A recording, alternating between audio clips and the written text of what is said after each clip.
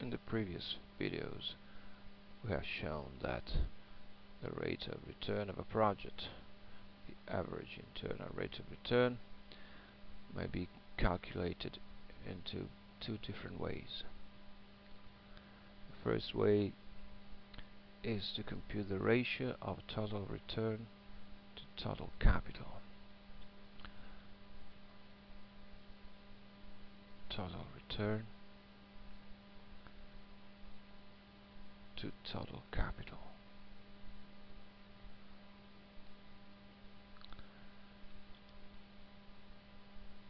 And now, if we denote by I the income or profit generated by the project, the numerator is I of 1, the income generated in the first period, plus the discounted value of the second income.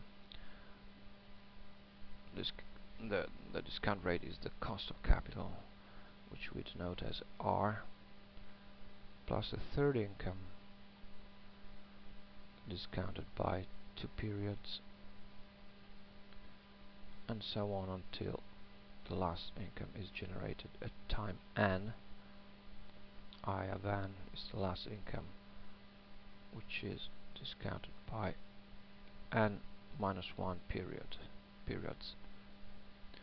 The denominator is the total capital. The first capital invested is the capital invested at time 0, the beginning of the first period.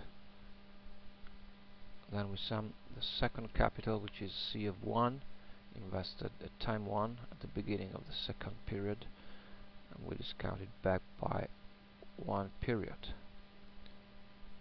The third period is C of 2, capital invested at time 2. This is discounted by 2 periods, and so on until the last capital C of n minus 1 is discounted by n minus 1 periods.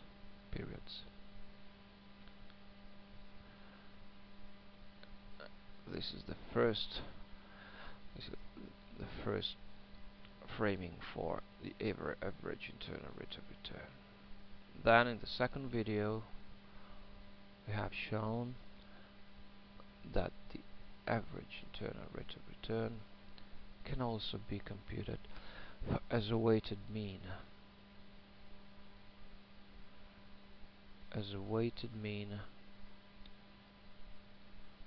Of the holding period rates. The holding period rates, which we denote as I1, I2, and so on, where the weights are given by the capital is invested. So we have that the AIRR is equal to W1 multiplied by I1 plus W2 multiplied by I2, and so on until the last one. And the weight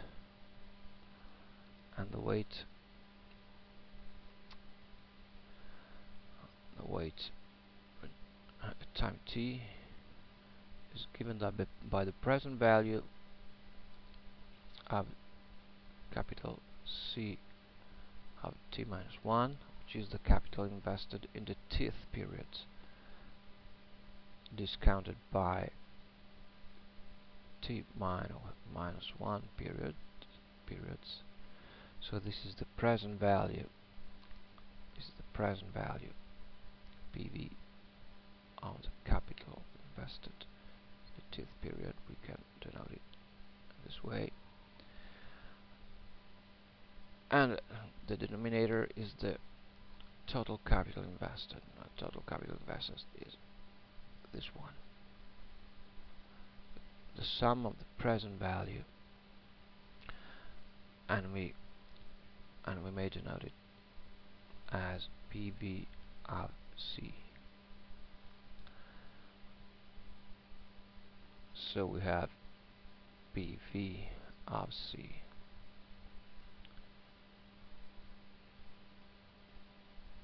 So we can write weight W of t is equal to present value of capital C of t minus 1 divided by the total capital, which is PV of C. So we have seen in the second video that we can write the AIRR as C0, which is the present value of C0, it's the same, divided by PV of C multiplied by the first holding period rate plus the present value of C1 divided by the present value of total capital multiplied by the second holding period rate, and so on until the last one, which is the present value of C of n minus 1 divided by the total capital PV of C, which multiplies the last holding period rate. Now we see a third framing for the AIRR, which is rather intuitive. We begin with the example we showed in the first video, a two-period project. So we have time 0, time 1, and time 2. Now remember that the income, the profit in the first period, were assumed to be 375, and the second income were 225. The capital invested is 600 at the beginning of the first period, time 0, and 400 at the beginning of the second period. At time 2, the capital invested is 0 because the project is over. Now, consider that we have two incomes at time 1 and time 2 respectively, and we have two capitals at time 0 and at time 1. Then what we can do is to compute the ratio of the present value of all the incomes,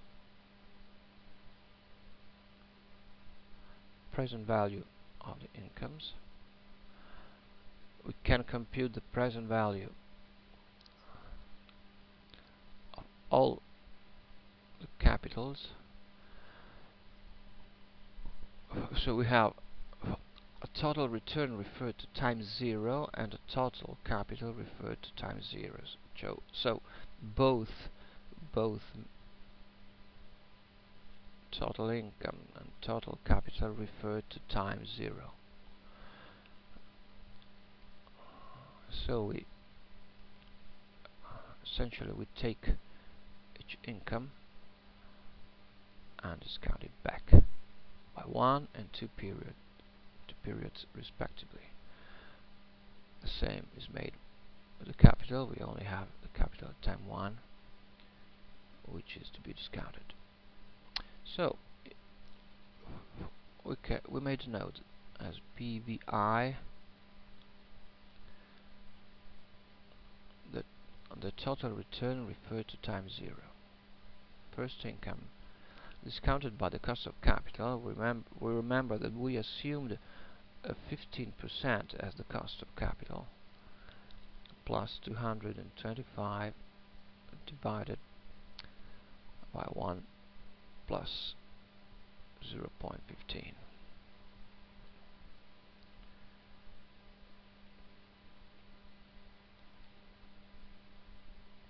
This makes 496.26.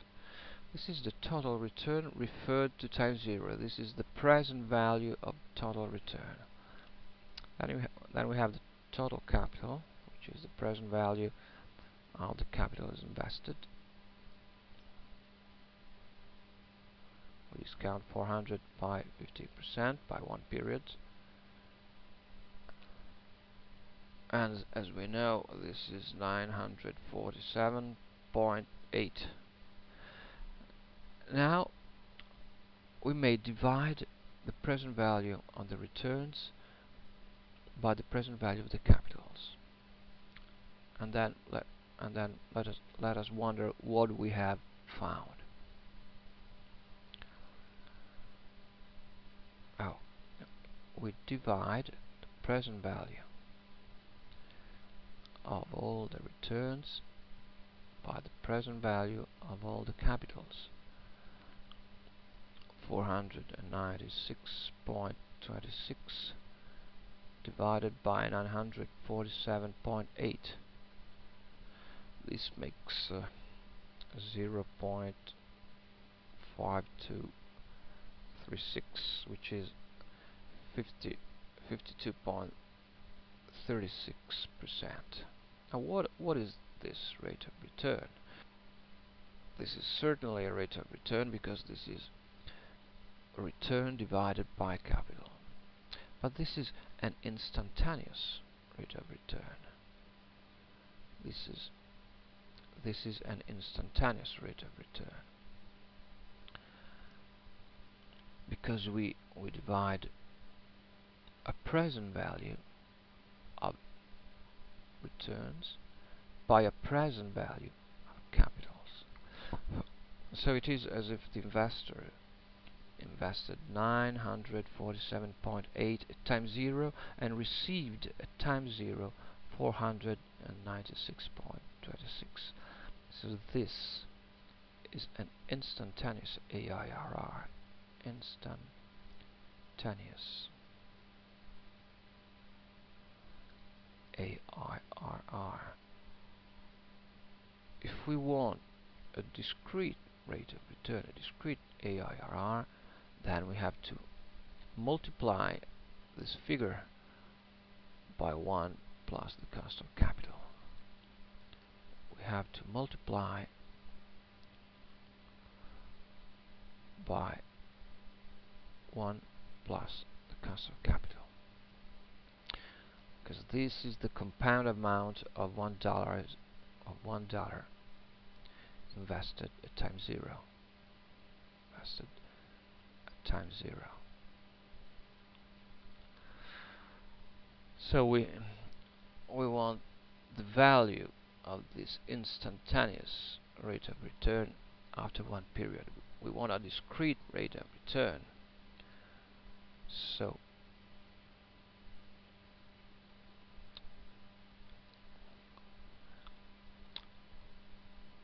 we take 52.36% and multiply by 1.15.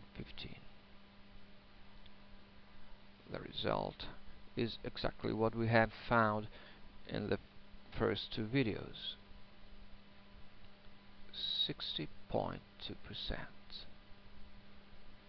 And this is the discrete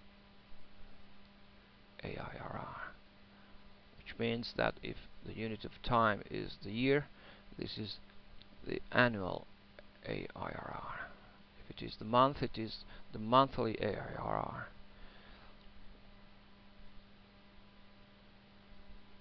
So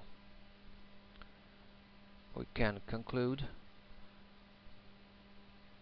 that the AIRR may be computed as the ratio of the present value of all the returns to the present value of all the capitals, multiplied by 1 plus the cost of capital. A ratio is an instantaneous rate of return. Instantaneous rate of return, and this multiplication on this factor is a conversion factor. Which converts the instantaneous rate to a discrete rate. Conversion factor. In general, if we have an end period project, the AIRR may be written as first income discounted by one period, which is the present value of the first income, plus the present value of the second income, plus the third income discounted by 3 periods. So this is the present value of the third income, and so on until we compute the present value of the last income. And this is the present value of all the incomes divided by the present value of all the capitals invested.